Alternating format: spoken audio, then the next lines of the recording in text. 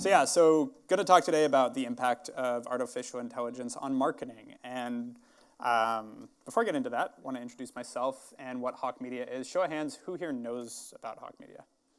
Nice, we're making some progress. This is actually a little outdated, but we're 5 years old. Basically, we're an outsourced CMO and marketing team to companies. So we go into brands of all sizes, look at what they're doing on marketing, and then figure out what they're missing and plug in different experts from Facebook advertising, email marketing, web design, to overall strategy, to data science, to help take over those aspects of their marketing and help them grow. We've grown our own business to over 150 people in the past 5 years, all based in Santa Monica right now. And we've worked with a little over 1,500 brands at this point, successfully grown them, and some of the brands are up there. We've been able to scale the company very quickly.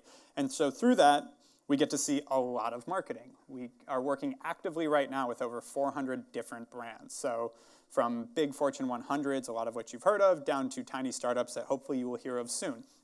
And so through that, again, we've been able to test and try different types of marketing and also kind of play with what a lot of marketers have coined AI that I'll talk a little bit about more, but isn't actually AI yet. So this is a really important definition when we're talking about artificial intelligence. What is intelligence and how do you look at it? And so the ability to acquire and apply knowledge and skills. So this is a really important thing to understand when you're talking about artificial intelligence. If you use the term AI, does it have the ability to acquire and then apply knowledge and skills? Can it actually do something with that? And the two keywords here, acquire and apply. Is it actually learning on its own and building and acquiring new knowledge, and then is it actually able to execute off that on its own? Keep that in mind.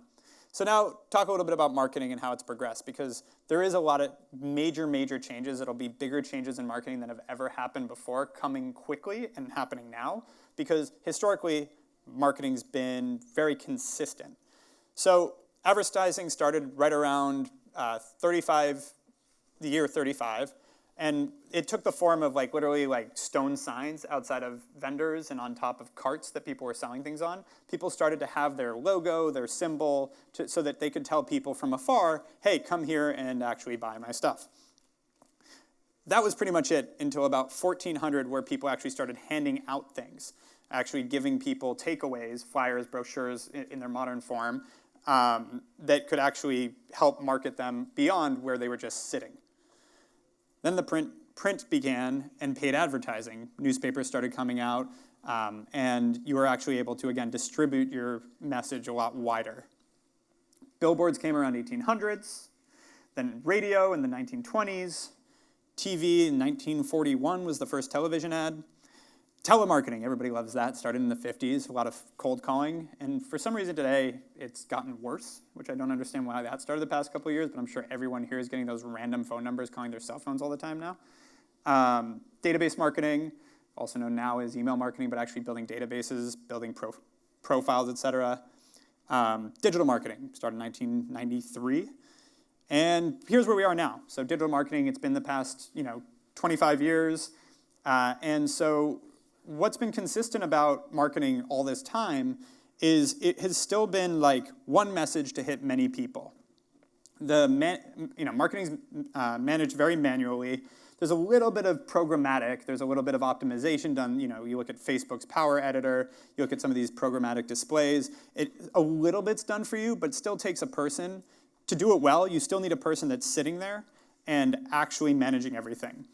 There's a lot of machine learning and automation happening, and none of it's actually performing very well. It's starting to get there, and it is a matter of time, but the problem is, to take it to a basic level, if I run two different ads on Facebook, one says 40% off all our products for the day, and the other one just says, we make the best wristband on the planet. The 40% off is going to perform better from a numbers standpoint. If you have Facebook optimizing between those two ads, it's going to go with the 40% off because it's going to show more revenue driven. It's going to show higher click-through, higher conversion. All the metrics that Facebook knows to look at are going to look at those numbers, and they're going to optimize towards the discount. The longevity of your brand, on the other hand, won't be doing so well. If you're just getting a bunch of people that are sales hungry coming in and buying your stuff, that's not going to go well. And so those nuances aren't being accounted for in machine learning. And that's a very basic nuance that you could actually teach a computer to do, but it gets deeper and deeper than that. If 2 ads are performing from a metrics perspective, there's something to take beyond that. Is it scalable? Are there other aspects that are coming into that ad performing that I need to be aware of? Or, because if I let a machine do it, they're just going to double down on the one that's working. And how that's going to work, usually in the long term, that's going to hurt. So you got to be really careful. We're also tracking everything. We're at a point now where almost our entire lives are being tracked on the internet. Facebook, Google, those two really specifically, amongst some other credit card companies, et cetera, really know what you're doing at all times. Facebook knows I'm standing here right now. It knows that I traveled here yesterday. It knows the last time I went shopping. It knows what is happening. And that's becoming very interesting when you're talking about the prospects of AI. Again, I'll get into this.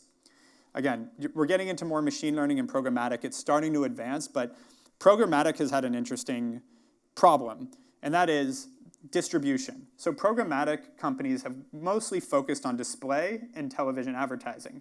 The problem with that is display advertising doesn't really work well anymore.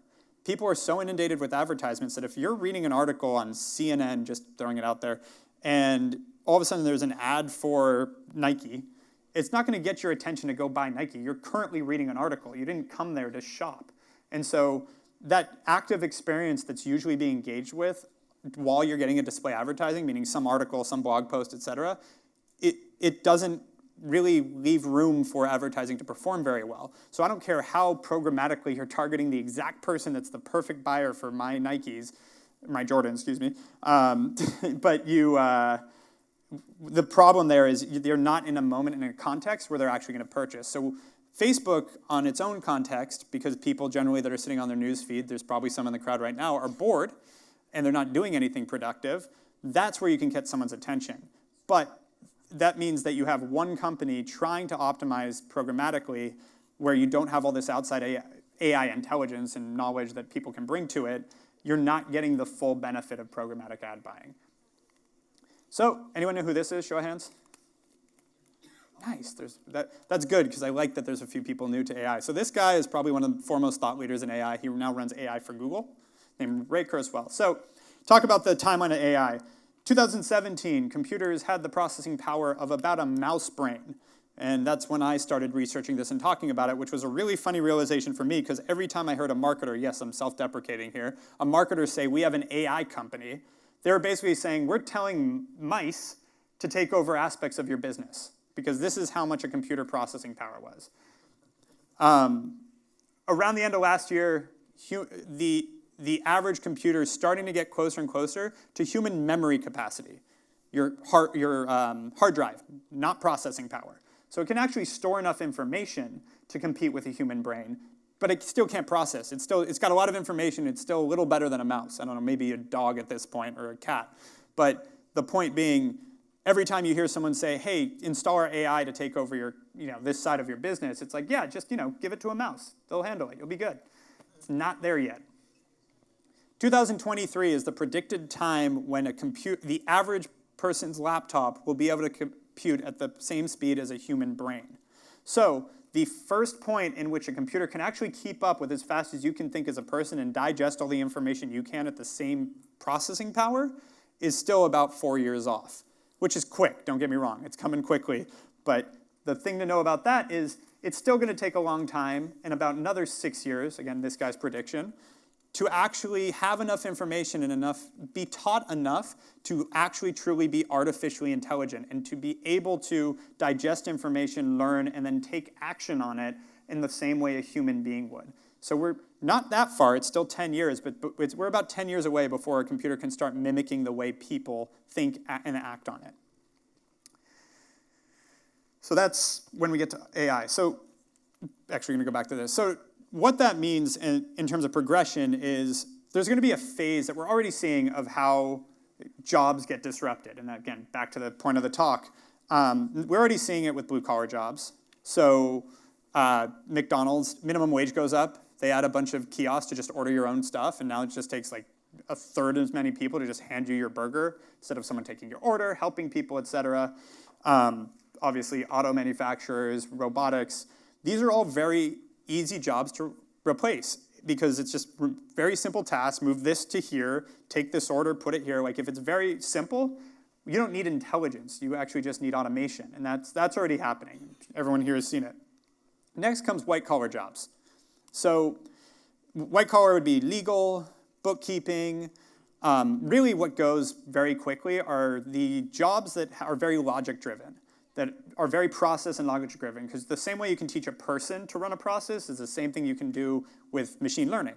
So you don't need actual intelligence. Again, there's no creativity, there's no critical thinking. It's really just, this is what we need you to do. When we spend money at a restaurant, put it on the books as meals and entertainment. You can teach AI to do that or machine learning to do that. And there's even a company I spoke with this weekend called BotKeeper that Google AI just invested in that's doing that. It's replacing bookkeeping.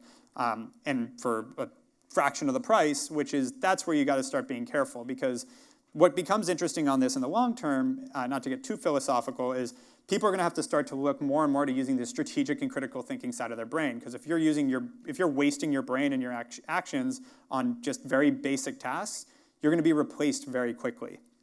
So last comes creative.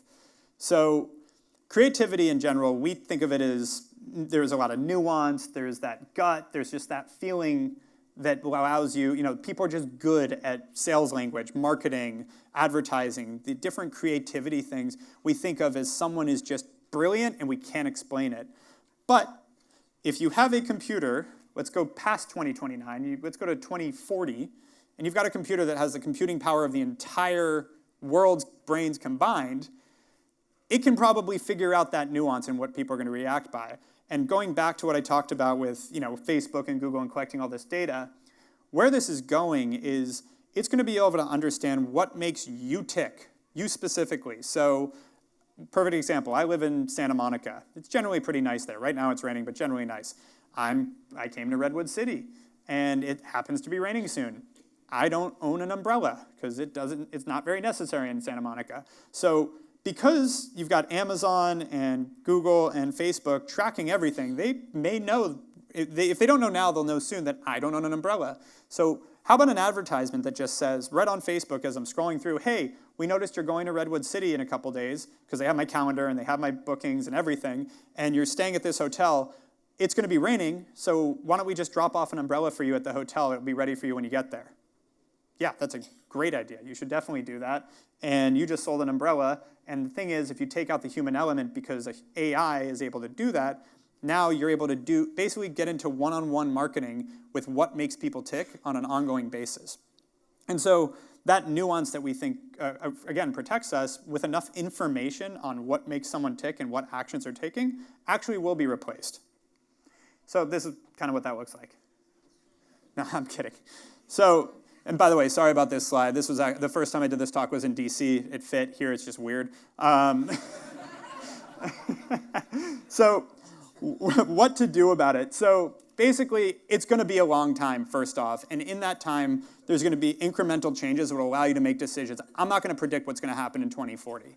But this is not going to be some quick thing. Because as fast as technology is changing and increasing and developing, adoption still takes time. People actually using it takes a long time. It takes about 10 years for people to adopt to new technology in the masses. So even if AI is going to be great by 2029, people won't even be fully using it till 2039. And by then, you probably got some time to figure things out. But in the meantime, number one, collect a lot of data.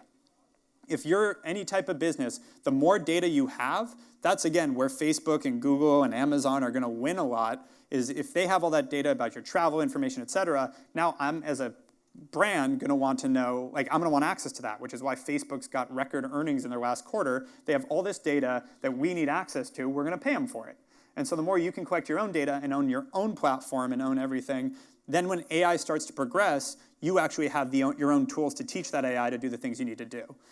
There's also AI firms, Retina AI is one of them, that do basically, they augment your business as an AI partner. It's almost AI as a service. I'm using this word way too much because, again, it's not there yet. But they're basically going in and helping you develop algorithms and develop machine learning to start working towards that. They're also, look at your business. What can you automate? What can you offer as automated? How can you actually, instead of fighting it, be a part of it? And I'll go into that a little more. And again, go with the change. Don't fight it. Don't be the record labels in the year when Napster came out and iTunes. iTunes is a great story. He tried to JV that with all the record labels, and they said no. And so Steve Jobs said, okay, great, well, I'll just go build it myself. Oops. Same thing with Spotify. Tried to have good partnerships, weren't really playing friendly, went and built it in Europe, and then finally when he came to the US, they're like, okay, we'll play ball. So really good quote, really like this guy. If you were to create the Uber to your taxi company, what would it be and why aren't you creating it? So as you look at disruption, as you look at all this innovation in AI, really think through how is this going to disrupt your business? We thought about it a lot with our own. So speaking with Marcus, we were sitting down and he's like, well, yeah, distributed workforce is going to change your whole business. No one's going to be working in an office. For us, I didn't believe that. I was like, no, actually, because our product are people, culture is so important. I think building what we want to build, thousands of great marketers, we need to be in the same office. We need to be working together, collaborating, sharing, peer reviewing, et cetera. So I don't think so. But AI will. As this progresses, a lot of the things that we do on a day-to-day level for our clients can just be automated.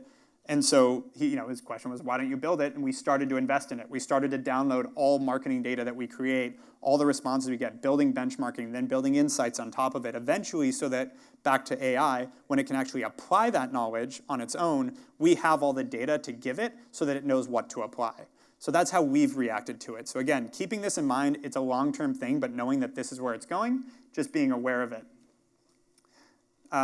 Next Q&A. But do we have a box or something? Yeah. You want to throw it? Yeah, I can go on. We got one way up there. I don't know if I should chuck it. Yeah, I'm going to hit someone. Never the athlete.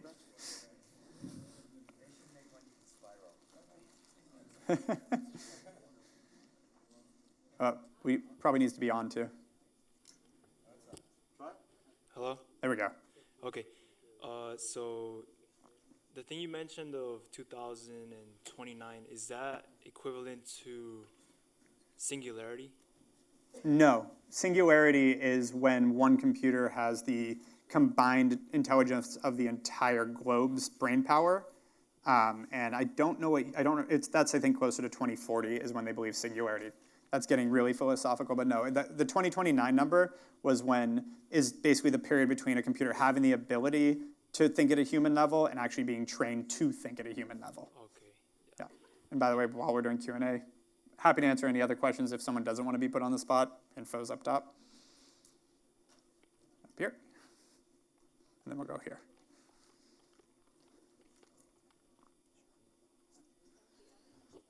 Hi, Erik.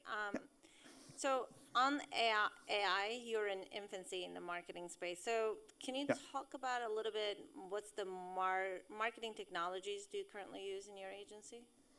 Yeah, we use a lot of automation and try to get as close to one-on-one communication as possible. So a lot of CRM technology that we can help build out rules and automation around how we message and how we communicate with customers, as well as, again, the machine learning and programmatic side of the different advertising platforms, Google, Facebook, et cetera. Other than that, it's really the benchmarking tools we've built ourselves to compare to what's going on in the global market versus this individual brand and what KPIs are missing. But where it hasn't taken a step, like the insights and the actions still need to be a person. The benchmarking and the data comes through machine learning and what we actually want to be looking at. We use many different CRMs. We personally use HubSpot. A lot of our clients use Klaviyo, MailChimp. It's all the standard ones. Yeah. Hey, Erik. Hey, what's up? Quick question. So I wanted to ask you, do you think that the big monopolized social platforms will lower the costs of marketing as automation and AI makes the whole process more seamless, or will they capitalize on that once again and higher the costs? And what do you think? Yeah, it's all supply and demand driven with those platforms. So we've seen this already. Facebook's costs have doubled in the past year, so people are being forced to do other things because it's getting too expensive to get an ROI. But if their advertising platform can get double the cost and still drive that same double the conversions because they build a good product and they're able to do that kind of automation, then it'll justify spending more. So they will do better for sure, because it really just comes down to an ROI metric that's sustainable for the companies advertising on it and who's willing to spend more money. Appreciate it.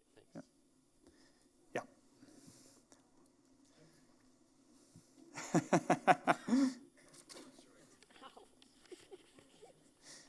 It's a little too big of a room for one of those cubes. Okay, so I teach entrepreneurship, and I see entrepreneurship as a partial solution to the workforce disruption. Yep. I don't know how much, but lean startup, which is my specialty, there's 14 different methods of it, really, enables someone, if they have the persistence and the ambition, to accomplish self-employment. I mean, you have to pivot and iterate and all that stuff, but I see it as a solution. So if somebody like a truck driver loses his job, he can then pursue his passion. How big a solution might it be, and do you agree with that? So on to the second question first. I do agree with it if the person has the ability to think critically and stay on, like the issue you run into, which isn't 100% of the time, but the majority of the time, someone that's been doing the same job for 30 years have a really hard time pivoting themselves. But if they do, there's a total opportunity, because I do believe that it's going to be a long time before we replace strategic jobs, creative jobs, critical jobs that require critical thinking. So again, to the truck driver, if they have an idea, there's always going to be problems and solutions, and there's also always room in the market for a competitor. So there's a lot of opportunity. It's just, again, so I think entrepreneurship is a big part, but there has to be a limit too. At some point, if we have 7 billion people all operating their own company, I don't really who actually operates those. And if we have a bunch of single end person operating companies, maybe that is what ends up happening. But that, yeah, can't predict that. Any other questions? Oh, sorry. Hi, Eric. Hi. Question about recommendation systems. So I have an online retail store, Yep. and it has a plugin that recommends products. And I don't know if you can speak on that topic for a Yeah. minute. So I feel like if mice are going to do something, maybe it is recommending products. I don't know. Yeah, no, You know I where I'm mean, there's a few good recommendation engines. I don't know, my team honestly vets a lot of them, so I don't know which one they're recommending right now because they all seem to progress and change in different ways. I can find out pretty quickly and let you know, especially if you shoot me an email, I'll tell you today. But yeah, I mean, in general, anything you can do to increase that lifetime value. So it's pretty simple. If someone buys something from your company and likes it, and you just go, hey, if you like that, you should buy this, it's kind of a no-brainer. You're going to get a high conversion rate on that. So you should use one of them for sure, but I can tell you which one. I can ask my team which one's been performing the best. Yeah. All right. Good. Okay. Yeah, I think we've run out of time. But if you have more questions, so Erik is still here. You can always ask him questions just like outside the theater. And thank you so much for the amazing talk, Erik. Appreciate it.